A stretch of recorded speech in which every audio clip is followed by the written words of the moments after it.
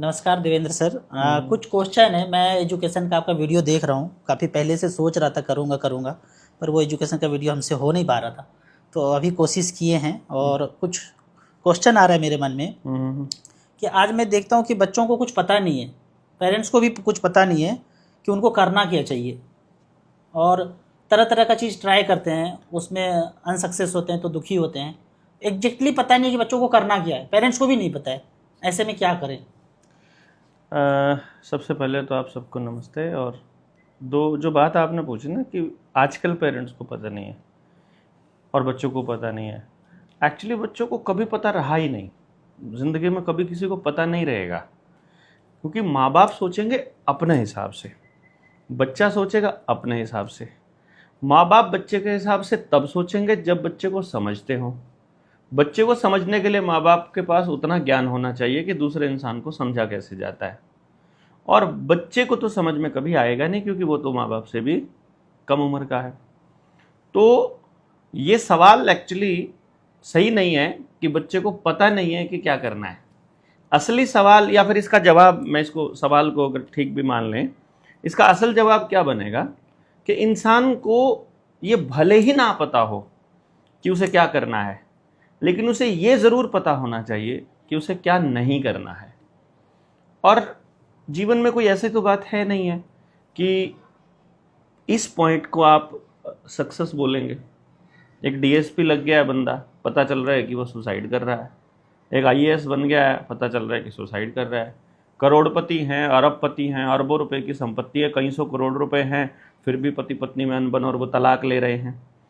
पूरी दुनिया भर का फेम है, लोग सक्सेसफुल बोल रहे हैं, फिर भी वो हैप्पी नहीं है। तो सक्सेस का पैमाना, लोगों ने अगर पैसा ले लिया है तो वो तो वेश्या के पास भी है जो अपना शरीर बेच रही है। यदि नौकरी मानोगे तो वो तो 1% से ज़्यादा किसी को मिलनी ही नहीं है, 0.1% से। यदि आप हैप्पीनेस मान के चलोगे, उसका तो लोगों को पता ही नहीं है। मतलब आप ये कह रहे हैं कि हम नौकरी को सक्सेस माने तो वो 1% से भी कम है। 99% तो है ही नहीं कुछ। अभी मौजूदा समय में टोटल पॉपुलेशन का मुश्किल से 4 या 5% लोग नौकरी पर हैं, और हर साल जो लोग रिटायर होते हैं, जो नई भर्तियां निकलती हैं, 4-5% आप प्राइवेट और सब बोल रहे हैं? टोटल। ठीक है। अब थोड़ा सर्विस सेक्टर थोड़ा बड़ा है तो उसको थोड़ा बड़ी कंपनियां हो गई तो उनके एम्प्लॉयज को काउंट कर लेते हैं। बट यदि आप काउंट करते हो हर साल कितने बंदे नौकरी मतलब करेंगे, कितने बंदों को, नए लोगों को जॉब मिलेगी, तो उसमें जितने लोग अप्लाई करते हैं, यानी एलिजिबल हैं, एलिजिबल तो बहुत से अप्लाई नहीं करते। जैसे मान लो ग्रेजुएशन बेस पर कोई नौकरी निकली, मैं भरूंगा नहीं, तो इसका मतलब एलिजिबल तो मैं हूं लेकिन भर नहीं रहा हूं। पर जो लोग फॉर्म भर रहे हैं, जिनको वो नौकरी चाहिए, उसके मुकाबले जिनको वो नौकरी मिलती है, उसका जो प्रतिशत है वो 0.01% से भी कम है। इसका मतलब यदि नौकरी आपके जहन में है कि नौकरी पाना सक्सेस की गारंटी है, तो 99.9% जो है वो गारंटी रहेगी फेलियर की। उनको तो मिलेगी नहीं, क्योंकि सीट ही इतनी ज्यादा कम है। मतलब इस पे मैं पर्सनली बोलना चाहूंगा। मैं अपने दोनों बच्चों को बोला कि कोई भी नौकरी तैयारी नहीं करना है, क्योंकि मैथ मेरा अच्छा है। तो जहाँ 99.9% फेलियर हो, तो मैं वैसे उस काम में जाने का क्या बच्चों मतलब को क्यों झोंकूंगा? तो मैंने झोंका नहीं। आपने तो कर दिया ये, क्योंकि आपको समझ आ गया। तो अब मैं क्या कह रहा हूं कि इंसान का जीवन मिला, आदमी को ये मैं किसी भी नौकरी का मतलब बोल रहा हूँ, प्राइवेट भी नहीं, सरकारी भी नहीं। बात मैंने बच्चों को बोला तुमको क्या करना है, तुम भले ही उसमें 25,000 50,000 कमाना, वो फिर भी सक्सेस है कि 25,000 कमा लो, 10,000 तो मिल गया ना। और वहाँ 99% आप बोलते हैं कि फेल्योर है, तो वहां तो 10,000 भी नहीं कमा पाएगा। देखो एक सिंपल सी बात है, मैं आपको बताता हूँ।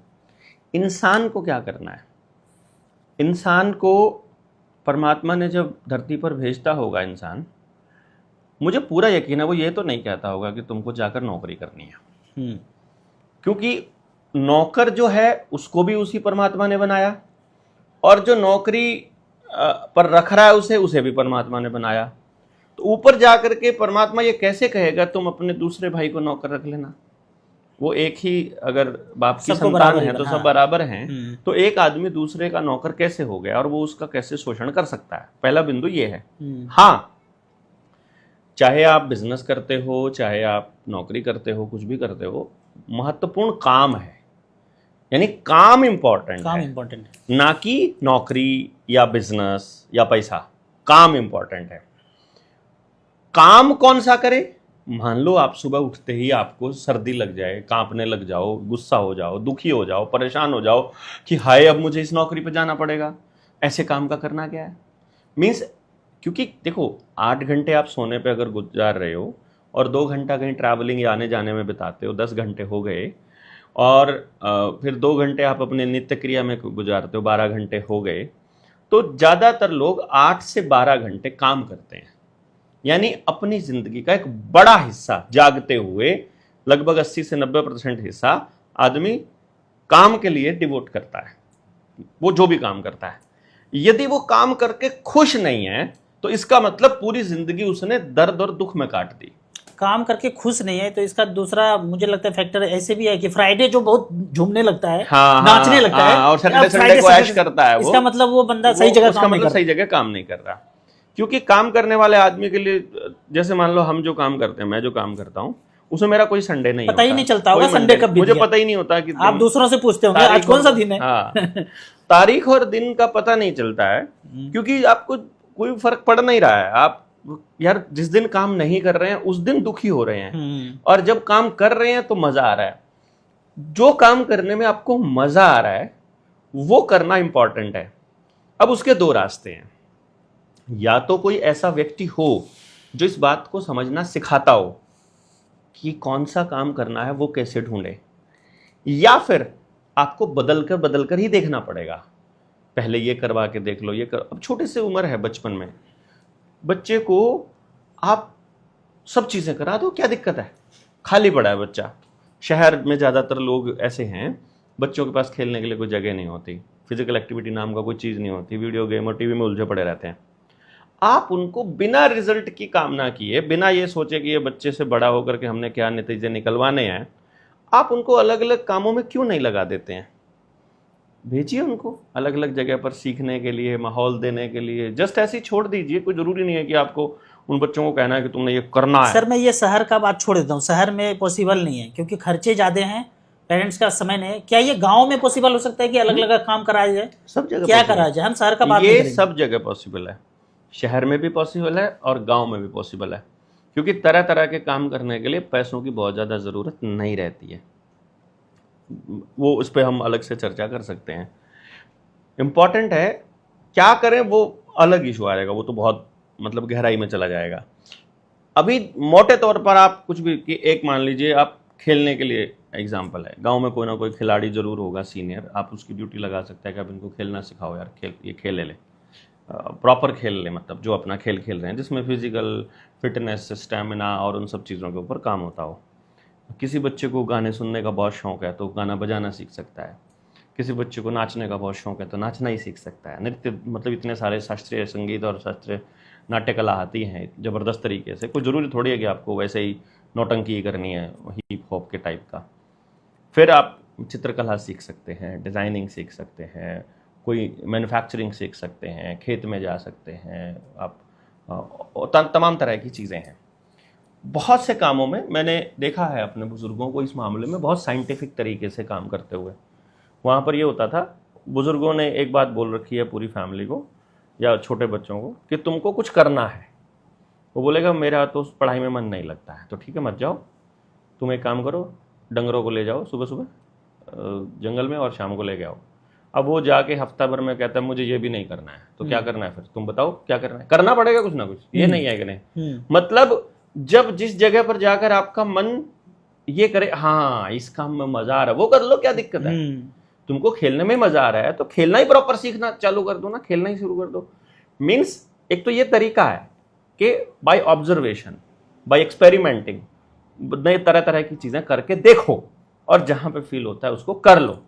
उससे कैसे पैसा कमाना है, उससे कैसे घर चलाना है, उससे कैसे जीवन चलेगा, उससे कैसे मतलब आगे आप बढ़ोगे, ये माँ बाप का काम है माहौल देना कि भाई बच्चे को पसंद है बोलना, तो उसको प्लेटफॉर्म कैसे अरेंज करना है, बोलने वाली जगह कैसे जाना है, स्टोरी टेलिंग में जाना है कि भाषण डिक्लेमेशन में जाना है, क्विज कॉम्पिटिशन्स में जाना है, किसी को रिप्रेजेंट करने जाना है, बोलने के बहुत सारे काम है, ट्रेनर का काम है, ट्रेनिंग के काम है कंपनियों में, पता नहीं दुनिया दुनिया ध्यान में।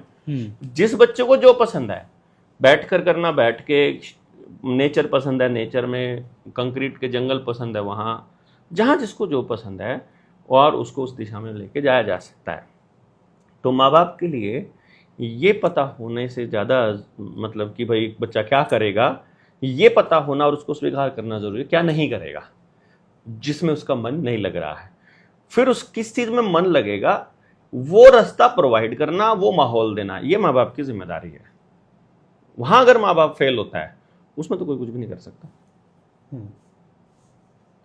दूसरा सवाल है सर मेरा कि आज जैसे बच्चों को हम मानते हैं कि सक्सेस हो जाए, सबका पेरेंट्स का यही दिक्कत होता है कि मेरे बच्चे जल्दी से जल्दी सेटल हो जाएं, और उन्होंने कंपटीशन दे करके अच्छा पैकेज करके नौकरी हासिल कर लिया, जिसको हम सक्सेस बोलते हैं। सोसाइटी, पेरेंट्स को भी लग गया, फैमिली मेम्बर में भी धुआंधार एकदम ताली बज गया कि भाई बड़ा अच्छा कर दिया, लेकिन बच्चे खुश नहीं। वहाँ पहुँच के भी वो घर जब आते हैं तो वो खुश नहीं है। जो बचपन में चाहक होता था बेटे का या बेटी का, नौकरी से आते थके हारे रहते हैं, सोए हैं तो सोए रहते हैं, मतलब वो खुश नहीं है। लाखों का पैकेज है पर खुश नहीं है, उसका क्या कारण है? हमारे दिमाग में 10 लोब्स होते हैं, उन 10 लोब में न्यूरल कनेक्शन बनता है। उस कनेक्शन के ज़रिए हमको थॉट्स आते हैं और विचार आते हैं और आइडियाज़ आते हैं। वही कनेक्शन ऊपर से यानी कुदरत से हमको कनेक्ट करता है, वही पाइनियल ग्लैंड के ज़रिए, और वो ऊर्जा आती है हमारे पास किसी भी काम को करने की जिस काम के लिए हमको पैदा किया गया है। यदि आप उस काम में उस ऊर्जा को नहीं लगाओगे तो वहाँ बांध बन जाएगा, ऊपर वो ऊर्जा रिलीज नहीं होगी तो नया कुछ नहीं आएगा, स्टैग्नेशन आ जाएगी, वहीं के वहीं ठहर जाओगे। तो वो जो ऊर्जा आ रही है उसका निकलना बहुत ज़रूरी है। तो बच्चे को उसी दिशा में काम करना इम्पॉर्टेंट है जिस दिशा में काम करने के लिए परमात्मा ने उसे बनाया है। अगर उसको फिजिकल वर्क करने के लिए बनाया है तो वो रिक्शा चला के भी खुश रह लेगा, लेकिन उसको फिजिकल वर्क करने के लिए नहीं बनाया है तो वो खेल कर भी दुखी हो जाएगा। अगर उसको फिजिकल वर्क करने के लिए नहीं बनाया है तो वो रिक्शा चलाना दूर की बात है, खेल कर भी दुखी होगा। वो कहेगा मुझे खेलने नहीं जाना है। मतलब खेल तो यार एंजॉयमेंट का साधन होना चाहिए, बट लेकिन वो भी नहीं करेगा क्योंकि वो फिजिकल का वहाँ पे 8 लोग जो है नहीं है, वहाँ पे एनर्जी पुंज ज्यादा नहीं है, वो उसके नहीं पास है उसके पास, तो वो खर्च कहाँ करेगा जो उसके पास है ही नहीं कुछ। मीन्स जो ऊर्जा आ रही है, जिस काम के लिए कुदरत ने पैदा किया है, उसी काम पर बच्चे को लगाना ये सबसे इंपॉर्टेंट है। और जब वो वही काम करेगा, उसी तरह के काम करेगा जिस तरह के काम के लिए कुदरत ने उसको बनाया है, तो खुश रहेगा। ऐसा थोड़ी होगा कि आपके पास आप कहोगे यार मजबूरी है, मेरे पास तो सिर्फ शीशा ही था, तो शीशे का आप गाड़ी का टायर कैसे बना लोगे, रिम कैसे बना लोगे? शीशे से तो आप शीशे का ही चीज बनाया जा सकता है। तो बच्चे को परमात्मा ने लकड़ी बनकर पैदा हुआ है, वो लोहा है, वो फौलाद है, एल्यूमिनियम है, सोना है, चांदी है, बॉक्साइट, मतलब वो कांच है, रबड़ है, कागज है। मतलब ये समझें कि 8 लोग जो है, कांच का भरमार है, वो अलग तांबा का भरमार है, चांदी का भरमार है, तो उसी चीज से बनेगा, उसी का यूज होगा, उसका वही यूज होना है। अगर गेम का एनर्जी पुंज है तो गेम में जा सकता है। गेम में जिसके पास गेम की एनर्जी होगी उसके पास खेत में काम करने की भी होगी, उसके पास दौड़ने की भी होगी, उसके पास रिक्शा चलाने की भी होगी, उसके पास कसी चलाने की भी होगी, उसके पास दंड बैठक मारने की भी होगी, उसके पास वो काम होगा। यानी वो क्षत्रिय पैदा हुआ है, सिंपल उसको ऐसे बोल सकते हो। और किसी के पास म्यूजिकल का एनर्जी पुंज ज्यादा है तब, हाँ, तब वो म्यूजिकल का है तो संगीत से जुड़ी चीजें करेगा वो। अब संगीत में भी कितने सारे ऑप्शंस है, आप संगीत बनाना सीखो, आप संगीत बजाना सीखो, आप गाना सीखो, आप संगीत के इंस्ट्रूमेंट बनाना सीखो, आप संगीत की एग्जीबिशंस करना सीखो, आप संगीत के सामान की दुकान खोल कर बेचना चालू कर दो, आप संगीत को रिपेयर करना चालू कर दो, आप संगीत की एकेडमी खोल लो, आप संगीत को सिखाओ दूसरों को, और कितनी सारी चीज़ें हो सकती हैं। मतलब ये तो थोड़ी चीज़ें बताई मैंने आप। अच्छा, किसी बच्चे, जैसे मेरी बेटी है वो 2-3 लैंग्वेज जान रही है, तो इसका मतलब उसके खोपड़ी में जो है कौन सा एनर्जी पुंज ज़्यादा है? जो मैं सोचता हूँ कोरियन कैसे देख रही है, पिक्चर देख रही है, समझ भी रही है, वो कभी कोई जाना नहीं कोरियन लैंग्वेज, और उनके खोपड़ी में क्या है फिर? देखो, जिन बच्चों का म्यूजिकल इंटेलिजेंस, जिनका लिंग्विस्टिक हाई होता है, उनका मोस्ट ऑफ द केसेस में म्यूजिकल भी हाई होता है, वो गाने सुनने का भी शौक होगा उसको खूब, ठीक है। तो ऐसे बच्चों के लिए बेस्ट क्या रहता है, अगर उनकी आवाज़ सही है तो उनका सिंगिंग का प्रोफेशन या संगीत में उनको डालना बहुत ज़रूरी है ऐसे बच्चों को, क्योंकि वो संगीत को समझें, संगीत को समझें। समझते तो वो ऑलरेडी हैं, कुदरत ने उनको दिया हुआ है, जहाँ अच्छा संगीत नहीं होगा वहाँ वो नहीं देखेंगे।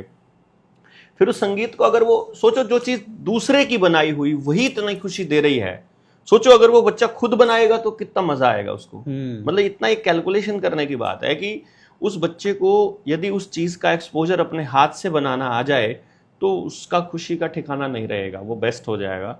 तो मल्टीपल लैंग्वेज अगर सीख रही है तो बहुत अच्छी राइटर होते हैं ऐसे बच्चे, बहुत अच्छे स्टोरी टेलर होते हैं ऐसे बच्चे, बहुत सारे अच्छे ट्रांसलेटर्स होते हैं ऐसे बच्चे, बहुत सारे काम करने के लिए उनके पास टैलेंट होता है। तो बात सर यहाँ पे आके फंस जाता है पेच कि अब बच्चों के खोपड़ी में 8 लोब आपने बताया, जो जहाँ पे एनर्जी है वो उस काम के लिए बनाए, पता कैसे चले पेरेंट्स को?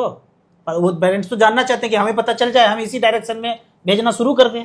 2 रास्ते हैं इसके, काम नहीं करना है, मेहनत नहीं करनी है, सीधा कोई आए और बता दे तो मैं इसी काम को करता हूँ बेसिकली। मेरा एक बच्चे के बारे में बताने की जो फीस है वो 1.5 लाख रुपया है और 2 साल की वेटिंग। मतलब मान लीजिए आपने 1.5 लाख फी लिया, हाँ, बताया और सक्सेस नहीं हुआ उस रास्ते पे, तो 1.5 लाख रुपया रिफंड करेंगे आप? देखो, मान लो बच्चे की उम्र है 15 साल, मैं आपके बच्चे के बारे में आपसे एक भी सवाल नहीं पूछूंगा, बिना कोई सवाल पूछे मैं उसके पूरे 15 साल एक्सप्लेन करूंगा। ठीक है। यदि वो 100% सही है तो मुझे आगे का भी पता है, तब मैं गाइड करूंगा। वो गाइड करके उसको माहौल देना माँ बाप का काम है। माहौल नहीं दिया तो मेरी गलती नहीं है। माहौल दिया तो आप कितना परसेंटेज मानते हैं कि सक्सेस करेगा? अभी तक का जो मेरा सक्सेस का जो रेट रहा है वो 100% रहा है। 100 माने 100, मतलब आपने बताया, उन्होंने काम उन पे लगा दिया। साल भर के अंदर माँ बाप को इतना जबरदस्त, साल भर मैंने जानबूझ के बहुत ज्यादा समय लिया है। 2-4 महीने में ही दिन रात का अंतर बच्चे में आना चालू हो जाता है। चेहरे पे चमक, काम में मतलब बॉडी में एनर्जी, जबान में मिठास, काम के प्रति लगन अपने आप बढ़ जाती है अगर बच्चे को वही मिल रहा है जो उसके लिए बनाया, जिसके लिए दिया है। माँ बाप वो कर ही नहीं रहे हैं। मान लो किसी माँ बाप ने अपने बच्चे के साथ में शुरू में ज्यादा डिक्टेटर बन करके बचपन में ही रिश्ता खराब कर लिया, अब बड़ा होने के बाद बच्चा उसकी बात ही नहीं मानेगा, उसमें मेरी क्या गलती है भाई? मैं तो क्या कर सकता हूं कि जो मैंने इसके पिछले 15 साल या 5 साल का है तो 5 साल, 10 साल का है तो 10 साल, जो मैंने पिछले एक्सप्लेन किए हैं, इन बातों में से अगर एक लाइन भी गलत है तो मैं आगे एक्सप्लेन ही नहीं करूंगा। अपने पैसे लो और जाओ, 20,000 छोड़ के बाकी सारा पैसा मान लो रिश्ता खराब हो गया, फिर भी ऐसे पेरेंट्स दुखी हैं और आपके पास आए, तो आप उनको क्या बोलेंगे कि कैसे फिर सुधारा जाए? देखो, आमतौर पे जो रिश्ता खराब हो गया है, अगर वो माँ बाप ऐसा मान चुके हैं तो इसका मतलब ये माना जाएगा कि बच्चों की उम्र 14 साल से ऊपर हो चुकी है। ठीक है। क्योंकि माँ बाप मतलब जब थकता है ना, 14 साल के बाद ही थकता है कि जाओ, तुम्हें जो मानते तो हो नहीं हो तुम। उस केस में बच्चा खुद समझने के लिए तैयार है, इसका मतलब फिर बच्चे की भी करूंगा साथ में काउंसलिंग। बच्चा तो ऐसे बच्चे आपके पास आए होंगे जो पेरेंट्स को जाने तो भाड़ में, और बच्चा को आपने बताया और बच्चा करना शुरू कर दिया? खुद ही कर देते हैं। ऐसे कितने बच्चे आपके पास है कि बच्चे ही आपका बात माने और पेरेंट्स को तो बहुत बात समझ में भी नहीं आता है और बच्चे को मजा आ रहा है? माँ बाप जो यहाँ तक आ जाता है, क्योंकि देखो 2 चीजें मैंने रखी हुई है इसमें ना, कि 1.5 लाख रुपया आमतौर पे माँ बाप ना कैलकुलेशन करता है, 2-3 कैलकुलेशन करता है। एक तो ये कि यार मेरे से ज्यादा ये बच्चे के बारे में कैसे बता देगा, ठीक, ये कैसे जानता है, वही फंस जाते हैं। ठीक है। दूसरा ज्ञान उनका आड़े आता है कि 1.5 लाख इतने ज्यादा फीस है। अगर पेरेंट्स को ये सब पता था तो क्या आपको ये पता है कि खोपड़ी में 8 लोब होता है और यहाँ एनर्जी नहीं, मैं आपको और इसे आगे बताता हूँ। जैसे माँ बाप ये कैलकुलेशन नहीं करता है, किसी का बच्चा मान लो 10वीं में है, 1 साल में ना नॉर्मल फीस है 1 लाख रुपया बच्चे पे पढ़ाई हुई, बिल्कुल नॉर्मल 10वीं तक 13 साल पढ़ा। छोटे शहर में भी है इतना? छोटे शहर की बात कर रहा हूँ, बड़े बाकी तो बड़ी नहीं, मैं मिनिमम की बात कर रहा हूँ। नर्सरी, LKG, UKG ये 3 साल, फिर पहली आती है, यानी कि 10वीं तक वो 13 साल स्कूल में गया बच्चा। 13 से 15 लाख रुपया उसका 10वीं तक लग जाता है। बिल्कुल। 15 लाख रुपए लगाने के बाद भी माँ बाप को क्या टेंशन रहती है कि अब क्या करें, आउटपुट सेटिस्फैक्टरी नहीं, अब क्या करें, मतलब तब भी सवाल है। तो स्कूल वालों ने 15 लाख नाली में डाल दिया। अब मैं कह रहा हूं मेरे पास 3 साल की उम्र में ले आओ, तो आपके बच्चे को 8 साल की उम्र तक तो जिंदगी में पता चल जाएगा करना क्या है।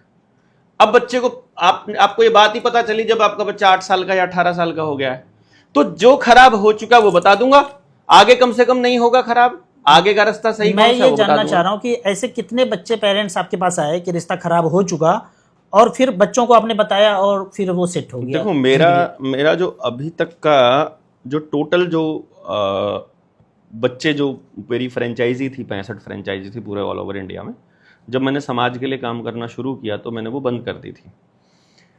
उन फ्रेंचाइजीज का और मेरा टोटल मिला के आज करीब करीब 19,000 बच्चा टोटल हमने एनालाइज किया है अब तक। उसमें से 2-4 हज़ार बच्चा तो मैंने भी किया ही होगा, मतलब उसमें से ज़्यादा ही किया है मैंने, तो रिसर्च पर्पज से तो और ज़्यादा किया था शुरुआत में ही। पहला 10,000 बच्चा तो हमने इसी काम पे लिया था, सिर्फ रिसर्च पर्पज से ही लिया था, जिसमें मेरी एक्यूरेसी 100% थी। और उसमें से करीब करीब ज़्यादा नहीं कहूँगा तो 10-12% बच्चे ऐसे रहे होंगे जो खुद आए मेरे पास, माँ बाप को वही लेकर के आए और जिन्होंने अपने जीवन में उस रास्ते को अपनाया, and now they are more than happy. अभी तालकटोरा में तो एक लड़की, तो हमने दिखाया भी था कि माँ बाप ने कॉमर्स उसको दिला रखी थी, and now she writes name artist with her name. तो अब उसकी एक एक पेंटिंग 35,000, 50,000, 60, वो तो आपने देखी भी होगी वहाँ पे लगा रखा था। अब सोचो एक बच्चा अगर मेहनत करके अपना मस्ती में है वो पूरा दिन, और उससे जो बन रहा है, जो उसकी पेंटिंग बनी है, वो अपनी पेंटिंग की कीमत 1 लाख लगा के बेच रही है। मैंने ऐसे बच्चे भी देखे हैं जो मेरा 9वीं क्लास का बच्चा था, उसकी एक पेंटिंग 1 लाख रुपए में बिकी थी।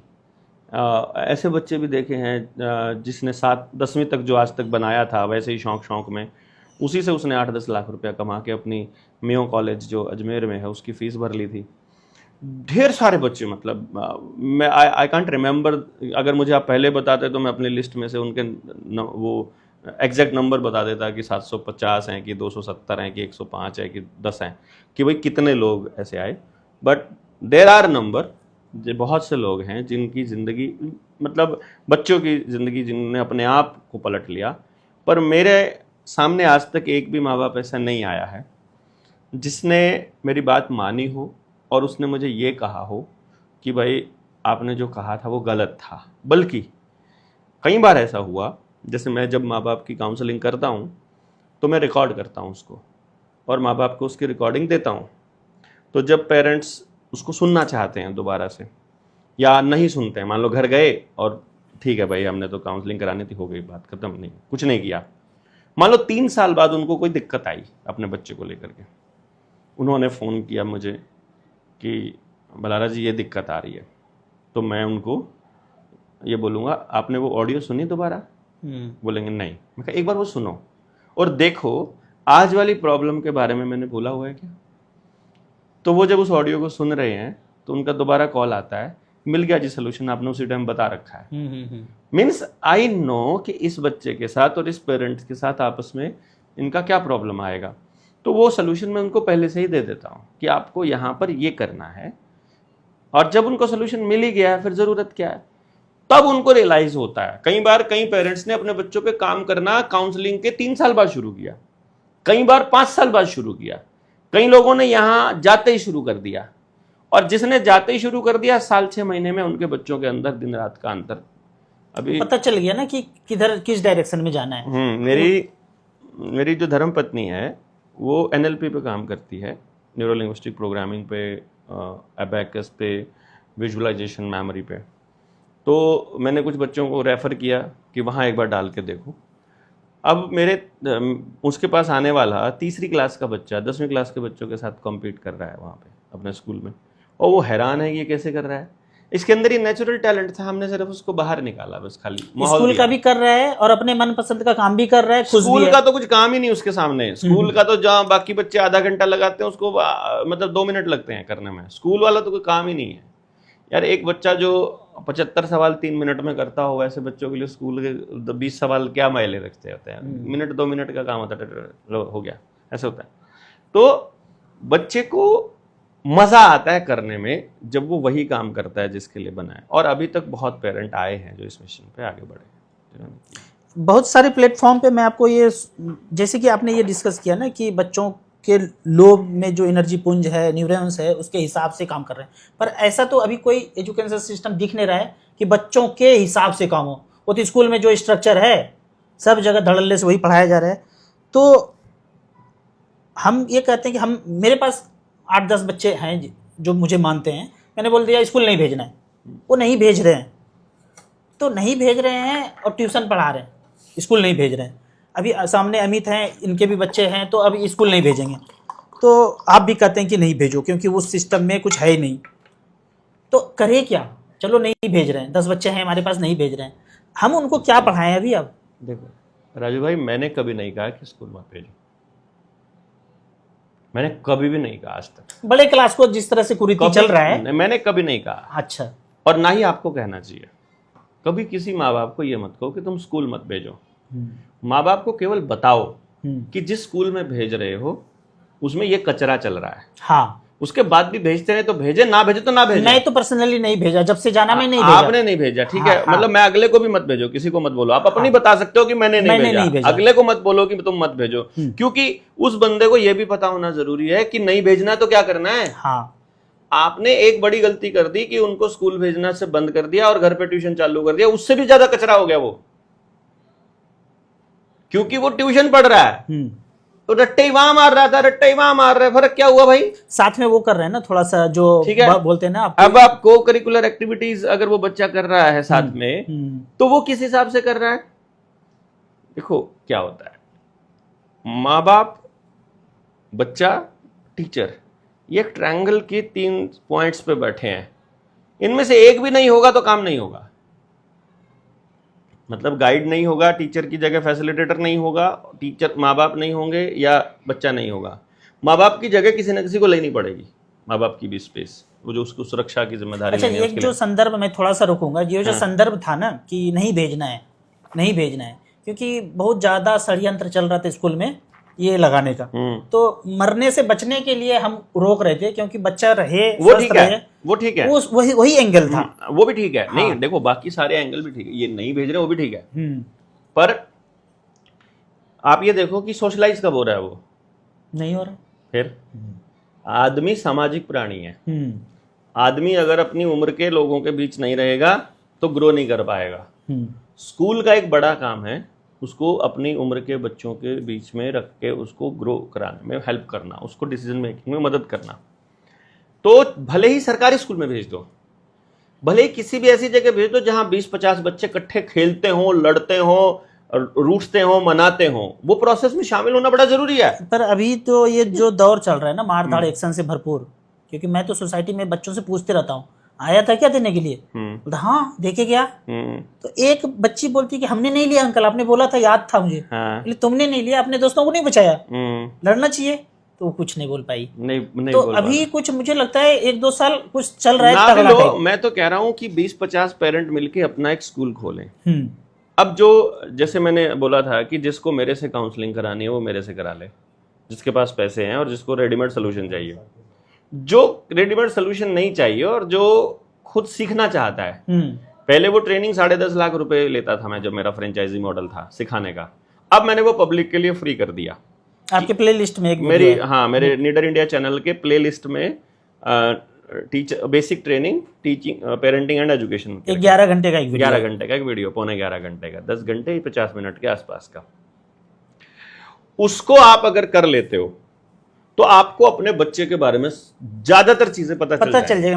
मैं कर रहा हूं तो मुझे पता चल रहा है कि मेरा बच्चा कैसा है, किस कैटेगरी में है और क्या करना चाहिए था बचपन में। जो सर ने मैं बहुत रोया हूँ वीडियो देख करके कि मैंने बहुत गलती की है यार, क्या ये मैं पहले देखा होता तो वो सब गलती में करता नहीं।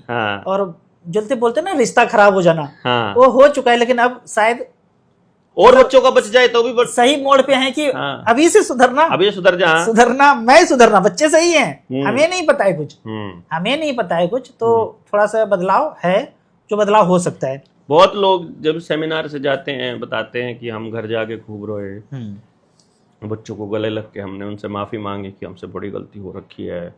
बड़े इमोशनल पार्ट आते हैं जब लोगों को समझ में आता है कि कितनी बड़ी भारी गलती कर रहे हैं वो माँ बाप अपनी परवरिश में, और स्कूल में कितना किलिंग वाला काम चल रहा है उनके साथ में। तो माँ बाप को, हर एक माँ बाप को, माँ को भी और बाप को भी, दोनों को वो ट्रेनिंग आनी चाहिए। मतलब वो इतना मास्टरपीस चीज है, मुझे भी नहीं पता परमात्मा ने वो मेरी जुबान से कैसे कहलवाया उस दौर में। 2017-18 की बात है वो, मतलब आज से समझो 8 साल पहले मैं उन सब चीज़ों को कंसोलिडेट करके और मैं लगातार बोले ही जा रहा हूँ, सुबह से लेकर शाम तक। आप देख रहे हो मैं चल रहा हूँ उस एरिया में और बोल रहा हूँ और एक एक चीज़ को एक्सप्लेन करके डिटेल में बता रहा हूँ। आई डोंट नो वो कैसे हुआ। बाद में नहीं बोल पाया मैं वैसा, मतलब मैं आपको बताऊं, उसके बाद मैंने ट्रेनिंग करने की कोशिश की पर मैं वो ट्रेनिंग नहीं कर पाया जो मैंने वो करी। तो इसलिए मैंने उसको संभाल के रखा और पब्लिक को दिया कि ये कर लो तुम। और उसको मैं एक और बताता हूँ उस ट्रेनिंग की खासियत। अभी आपने कितनी बार सुना उसको? एक बार मैं पूरा सुन चुका हूँ। एक बार सुना है, अब उसको लिख रहे हो आप। अब दोबारा से सुनूंगा तो लिखूंगा, क्योंकि मैं पूरा एक बार समझना चाह रहा था कि क्या है। अब समझ गए वो मुझे अब आप, अरे नहीं आया, मैं यही बता रहा हूँ। हाँ, अभी उसको लिखोगे कुछ और समझ आएगा। बिल्कुल बिल्कुल। जब उसको तीसरी बार लिखोगे कुछ और समझ आएगा।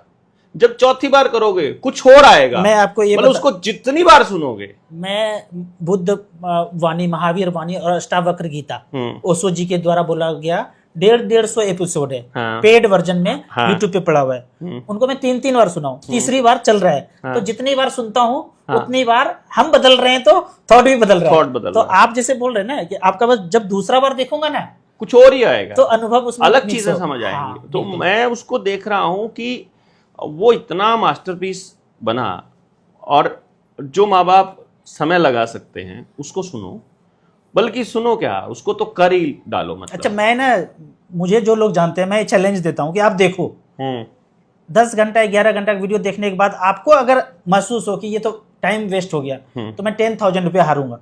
मुझे मैसेज करना, मेल करना कि राजू ये क्या बकवास बता दिया और 11 घंटा मेरा टाइम वेस्ट हो गया। तो मैं कुछ 5 सवाल पूछूंगा कि आपने देखा है या नहीं देखा। इसे तो नहीं वहां रख दिया 11 घंटा पूरा कर दिया और 10,000 रुपया के लिए फोन नहीं आ रहा है। मैं 5 क्वेश्चन पूछूंगा और आपने जवाब दे दिया तो मैं 10,000 रुपया हारूंगा कि हाँ सच में आपका वो टाइम वेस्ट हो गया। मुझे लगता है कि फोन करके आप मुझे 10,000 दोगे अपने आप कि राजू ये तो जीवन चेंज वाला चीज था। मैं 10,000 रुपया कर रहा हूँ, फिर मैं स्कैनर भेज दूंगा। या तो आप भेजना स्कैनर या तो मैं भेजूंगा। आप देखना, मैं लिंक डाल दूंगा, देखना, फ्री में अवेलेबल है। जैसा कि सर बताते हैं कि भाई हमसे मिलने आओगे तो 1.5 लाख रुपया लेंगे। मैं देख रहा था गिफ्ट में चांदी का सिक्का मिलता है सर को, वो 1.5 लाख रुपया सिक्के के रूप में दिए हैं। तो आप सिक्का नहीं, 1 किलो चांदी है, 1 किलो चांदी हमारे को उसमें देखे।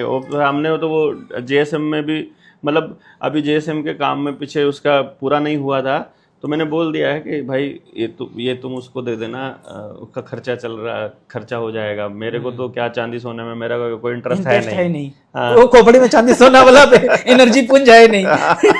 इनको है कि एजुकेशन में ही करते उसमें मजा आता है। तो खोपड़ी में वो एनर्जी पुंज जिनको होगा वो संभाल कर रखेंगे सोना चांदी। सर के पास है ही नहीं वो, तो किसी को भी पास भी चले जाए। वो जो 1.5 लाख रुपया बोल रहे हैं ना, तो आपको महसूस होगा कि ऐसा नहीं कि हम लालची हैं, आपको ऐसा चीज मिलेगा। और ये पैसा सोसाइटी में सर की तरफ से मुझे किसी ने नहीं बोला, मुझे किसी ने आज तक नहीं बोला कि आपने पैसा ज्यादा लिया है, मतलब कभी भी नहीं बोला। एक पुलिस वाला आया था मेरे पास कभी किसी टाइम में, तब मेरी फीस 80,000 रुपये या 60 ऐसे कुछ होती थी, मतलब उस दौर में। तब मेरे पास आया था और 6 महीने के बाद उसने अपने बच्चे पे कोई काम किया नहीं। 6 महीने के बाद उसने मुझे मैसेज किया, बच्चे में कोई फर्क नहीं पड़ा, मुझे मेरे पैसे वापस चाहिए। मैंने कहा तब तो आप फीडबैक फॉर्म में लिख कर गए थे कि अच्छा है और बहुत चीज़ें समझ आ गई, अब मैं करूँगा। तो मुझे लगता है आपके पास समय नहीं रहा होगा इस दौरान। भाभी जी से मेरी बात कराओ, मैंने उनसे पूछा तो उन्होंने कहा जी ये तो कभी घर में आते ही रात को लेट हैं तो टाइम लगाते ही नहीं बच्चे के ऊपर, तो बच्चा तब तक बड़ा हो गया। तब उनको लगा कि पैसे मांग लेता हूँ, कम से कम पैसा तो आएगा वापस। पुलिस वाला तो था ही। तो मैंने कहा ठीक है आप ले जाओ, मैंने उसको पैसा वापस कर दिया। तो लगभग 1 साल बाद उसका फिर से फ़ोन आया, साल नहीं शायद 6-7 महीने बाद ही आ गया कि डॉक्टर साहब आपकी मदद की ज़रूरत है। मैंने कहा क्या हुआ? कहते मैंने और वो आपका वाला दिया हुआ पैसा मैंने और काउंसलरों के ऊपर लगाया, दूसरे लोगों को दिया कि मैं किसी और काउंसलर से बात करता हूँ, पर नहीं किसी को समझ नहीं आया, आप ही से करानी है काउंसलिंग। अब समय मिल गया होगा उनको थोड़ा सा। तो हाँ तो मैंने बोला कि करानी है, तो तब मेरी फीस 1,20,000 हो चुकी थी जब उसका दोबारा फोन आया। तो मैंने उसे बोला भाई जी अब तो फीस 1,20,000 हो चुकी है। बोला मैं 1,20 दूंगा। तब उसने बोला, मैंने कहा आपका 1,20 नहीं लगेगा, आपके 240 लगेंगे हम्म। अगर आपको चाहिए, क्योंकि ये वो अगर वेस्टेज थी, वो जो बेइज्जती आप करके गए, ये लिख कर, ये कह करके कि मुझे कोई फ़र्क नहीं पड़ा, आपने नहीं किया था, तो आपका उसका हर्जाना देना पड़ेगा 1,20,000। 1,20,000 मेरी फीस है, 1,20,000 हर्जाना है, वो मैं समाज पे लगाऊंगा। तो उसने कहा कि उसने फीस दी मुझे, 240 दिया, मुझे याद है, 240 दे के आया यहाँ, यहीं पे वो आया, बैठा, मैंने पेन ड्राइव लाए हो, वो नीचे से गाड़ी से पेन ड्राइव लाया निकाल के, मैंने उसकी ऑडियो रिकॉर्डिंग जो कर रखी थी, वो तो पहली बार मैं ऑडियो नहीं लेके गया था, वो रिकॉर्डिंग, जब वो दूसरी बार में आया, मैंने वो ऑडियो रिकॉर्डिंग डाल के उसको दे दिया। मैं कहा ये सुन लो, काउंसलिंग इसको सुन लो, हाँ। इसमें अगर आज की प्रॉब्लम का सोल्यूशन नहीं है तो दोबारा आ जाना, कोई दिक्कत नहीं है। वो लेके गया, वापस नहीं आया वापस, उसको पता लग गया। मैं ये इसलिए केस बता रहा हूँ कि किसी को आज तक ये लगा ही नहीं कि ये चीज़ ऐसी है, और इसीलिए मैं सबको ऑफर करता हूँ, माँ बाप को, कि अपॉइंटमेंट की फ़ीस लूँगा एडवांस में, यदि आपको लगे कि कोई फ़ायदा नहीं हुआ, फीडबैक फॉर्म में लिखो और 20,000 छोड़कर बाकी पैसा वापस ले जाओ, जाते टाइम ही ले जाओ, मतलब काउंसलिंग के बाद। पैसे के लिए मैं काम नहीं करता हूँ, मेरा असली का, मेरा तो क्या है, मेरी तो ज़्यादातर कमाई मतलब मेरा तो सारा जीवन जो है वो यदि मेरा जीवन देखोगे बहुत सिंपल सा जीवन है, मैं कोई ज़्यादा हाई फाई तरीके से जीता नहीं हूँ, और जबकि मैं जी सकता हूँ, I don't need anyone basically. अगर देखा जाए ना, तो मेरे पास लंबी लिस्ट है जो वेटिंग में है अपॉइंटमेंट के लिए, पर मैंने लिमिट रखी है। मैंने परमात्मा से प्रॉमिस किया था कि मैं इस विद्या से अपने लिए कभी प्रॉपर्टी, ज़मीन, मकान, दुकान कुछ भी नहीं खरीदूंगा। अभी रेंट पे ही है? ये रेंट पे ही हूँ, तो मतलब मैं कभी कुछ नहीं खरीदूंगा। बस मेरी ज़बान से किसी बच्चे का गलत दिशा में ना बता दूँ, बस इतना सा आशीर्वाद बनाए रखना कि बच्चे को गलत दिशा ना दी जाए किसी को। तो उसका ये बेनिफिट हो रहा है कि मेरी ज़बान से जो निकल गया, यदि वो सत्य नहीं है तो सत्य हो जाता है। मतलब ये इतना बड़ा मतलब प्रताप है इस तप का, इस तपस्या का, जो मैंने कि इस पैसे को, धन दौलत को छोड़ा है, उसका फायदा ये हो रहा है कि जो मेरी जबान से निकल रहा है उस बच्चे के बारे में वही सत्य है। मतलब आज तक नहीं था ना, आगे माँ बाप देखेगा वही सत्य मिलेगा उसे। तो मतलब वो एक बड़ी चीज, मतलब मैं परमात्मा की कृपा इस पे मानता हूँ कि आप लोग भी उस ट्रेनिंग को करोगे ना तो आपको लगेगा कि जैसे परमात्मा की कृपा आपके घर बरस रही है। इतनी अल्टीमेट चीज़ है वो, तो करना चाहिए। मुझे लगता है माँ बाप को इतना तो सीखना ही चाहिए कि अपने बच्चों के लिए क्या कर सकते हैं। देखो माँ बाप सब कुछ करना चाहता है, उसे पता ही नहीं है करें क्या। उसका प्रॉब्लम क्या है कि उसे मालूम ही नहीं है।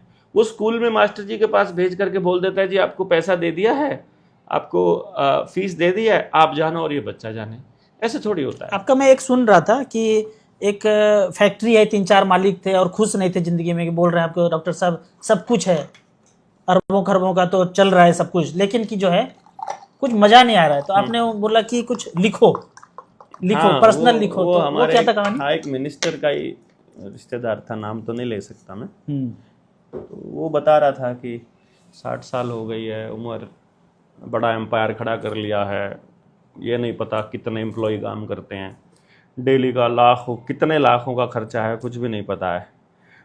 पर जिंदगी में वो मज़ा नहीं आ रहा है, जो चेहरे पर आपके सुकून है, जो शांति है, जो मज़ा है, जो फील है ना जो चेहरे पे, अगर वो नहीं, मतलब जैसे मुझे किसी चीज़ की जल्दी नहीं है, मुझे कुछ हासिल नहीं करना, किसी को साबित नहीं करना, किसी से सर्टिफिकेट नहीं लेना, किसी से बेइज्जती नहीं फील करता, मैं किसी से इज्जत फील नहीं करता, मेरे को कोई लेना देना नहीं।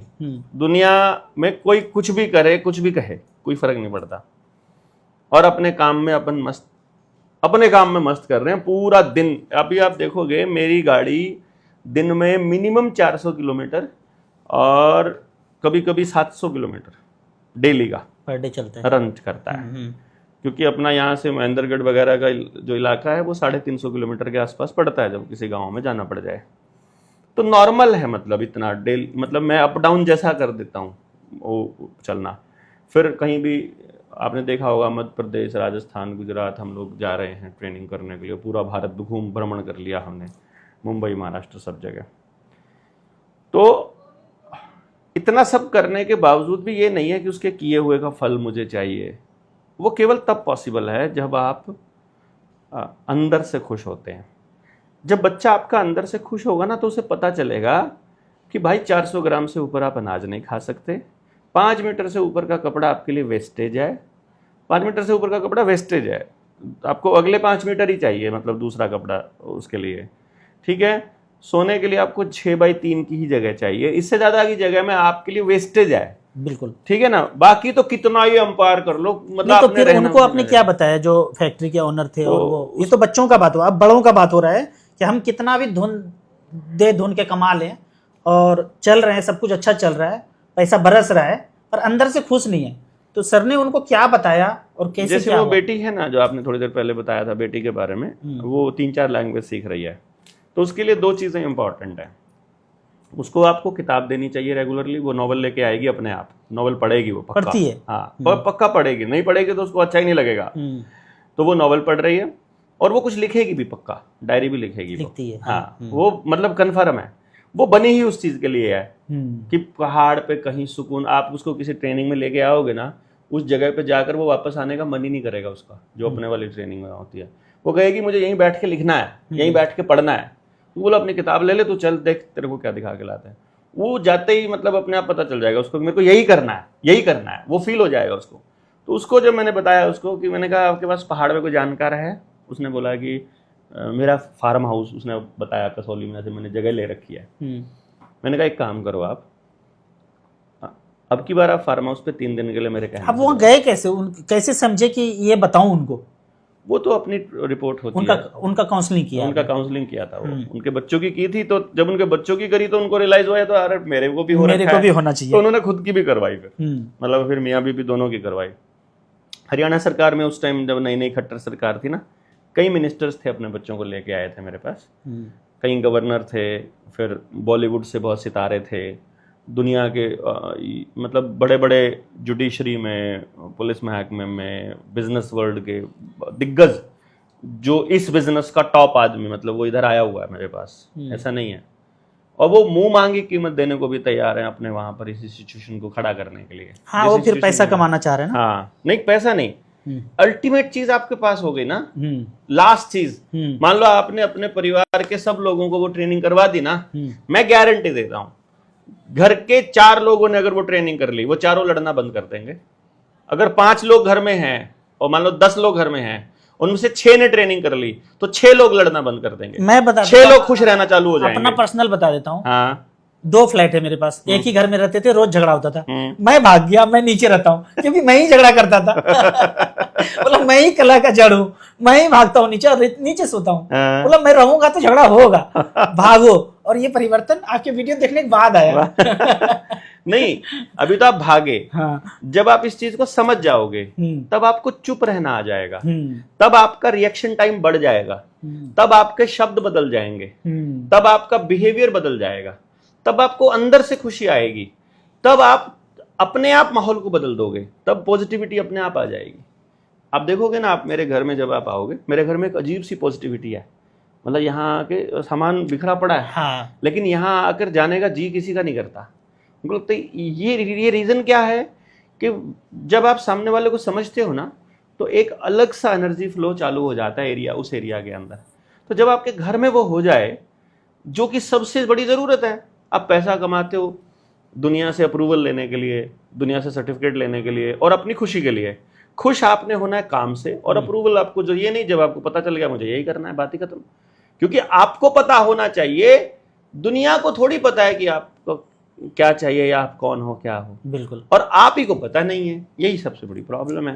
तो जब मैंने उसे बताया बंदे को, तो मैंने उसे बोला कि आप 3 दिन के लिए चले जाओ और पहाड़ों पे चले जाओ, पहाड़ों पे जाओ और लिखो। बोला लिखता तो मैं पूरा दिन। अरे भाई तुम खाते लिखते हो यार, कितने लाख कमा लिए, कितने खर्च कर दिए, ये नहीं।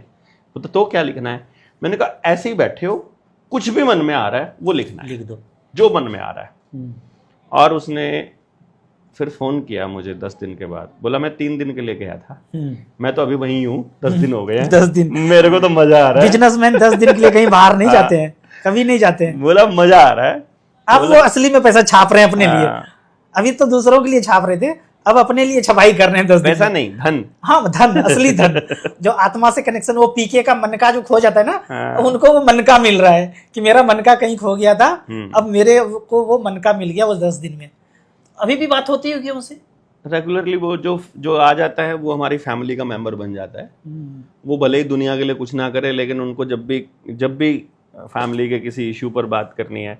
अब तो मेरे पास जो पेरेंट्स आते हैं, रिश्ता करना है तो मेरे से पूछते हैं कि यार इसके लिए लड़की ये ढूंढी है, इसकी भी काउंसलिंग करके चेक करके देखो इसके साथ कंपैटिबिलिटी कैसी बनती है, फिर ये करियर चूज करना है, ये करें कि ना करें। तो नाउ लाइक फैमिली कभी भी आ जाते हैं, कभी भी बैठते हैं, चर्चाएं होती हैं लंबी, और बताते हैं वो अपने जीवन में हुए परिवर्तन के बारे में। तो बहुत अच्छा लगता है। मैंने इसको बिजनेस बनाना नहीं था, इसलिए मैं कभी उनके रिव्यूज या उनके मैं वो नहीं कभी देता। कभी भी मैं आपसे public कोई के अंदर। ईमेल आईडी पूछूं कि इस पे हमारे दर्शक जो व्यूअर्स हमें चाहते हैं आपको कांटेक्ट करें। फोन पे तो आप बिजी रहते हैं, लेकिन ईमेल आईडी कोई ऐसा हो जिसको हम एक तो डिस्प्ले कर व्हाट्सएप सकें। नंबर तो है 951817। इस पे व्हाट्सएप करके बच्चों के लिए जो भी जानकारी लेना और खुद चाहते के हैं वो लिए ले। हाँ, करना चाहिए। और मेल काउंसलिंग आईडी yashdkbalhara@gmail.com। तो बच्चों के लिए और खुद के लिए जरूर कांटेक्ट करना चाहिए। वो पीके का मन का खो गया है सबका, हमने हाँ हमारी वो मन का चाहिए सबको। और गांव से भाग करके सब लोग चल रहे हैं अपने गांव को बचाने के लिए। हमारी एक किताब है उलगुलान, इसको भी मतलब आप रिकमेंड कर सकते हैं कि अपने गांव को समझने के लिए ये जो किताब है ना, ये बहुत यूनिक सी किताब हमने बनाई है। बहुत थोड़े से मतलब जिसको पढ़ने का शौक नहीं है ना, उसको भी मजा आता है इसको पढ़ना। आपने पढ़ी है? मैं पढ़ा था, जो गांव का बात इसमें लिखा है ना, मेरे तो आंसू छलक गए क्योंकि गांव पहुंच गया। और मतलब हृदय पूर्वक इनको पढ़ना पड़ेगा। दिमाग पढ़ लगा करके मतलब हवा वो में एकदम बिजी हैं तो मजा नहीं है। जब दिमाग लगा दिल से पढ़ेंगे नहीं, ना, इसको पढ़ेंगे मजा आएगा। और ये कुछ बड़ी बात है, काम की चीज है, अलग चीज है। बहुत बढ़िया किताब है। और अभी हम बहुत सिंप्लीफाई करके रुपए वाली किताब को भी लिख रहे हैं। आने वाले समय में नया जो ये आप स्वदेशी hut.com पे जाके ऑनलाइन कर सकते हैं। ऑर्डर होना चाहिए। एक अस्त्र शस्त्र जो है ना, इसमें बहुत सारी चीज हैं। आपके हाथ में होना चाहिए। एक आप लूट देख रहे की हैं ना, व्यवस्था के विरुद्ध उलगुलान। तो जितना तरह का कुरीति आप देख रहे हैं ना, इसमें कुछ समाधान है। तो जरूर ये किताब आपके पास होना चाहिए। तो थैंक यू सर। जो लोग भी मिलना चाहेंगे, पर्सनल अपॉइंटमेंट लेना चाहेंगे, तो ईमेल आईडी और मोबाइल पे कांटेक्ट कर सकते हैं। हाँ, बाकी अपनी ट्रेनिंग हो रही है 10, 11, 12 सितंबर 2026 में जुलाना के अग्रसेन धर्मशाला, महाराजा अग्रसेन धर्मशाला है जुलाना में, वहाँ हो रही है 10, 11, 12 सितंबर। हाँ, उसमें 10 और 11 तारीख को तो लोन वाले मसले पर चर्चा होगी, 11 तारीख को दोपहर तक, और दोपहर बाद हम लोग फिर व्यवस्था परिवर्तन पर बात करेंगे। ठीक है, आपका बहुत बहुत धन्यवाद। जी धन्यवाद, थैंक यू। जी नमस्ते।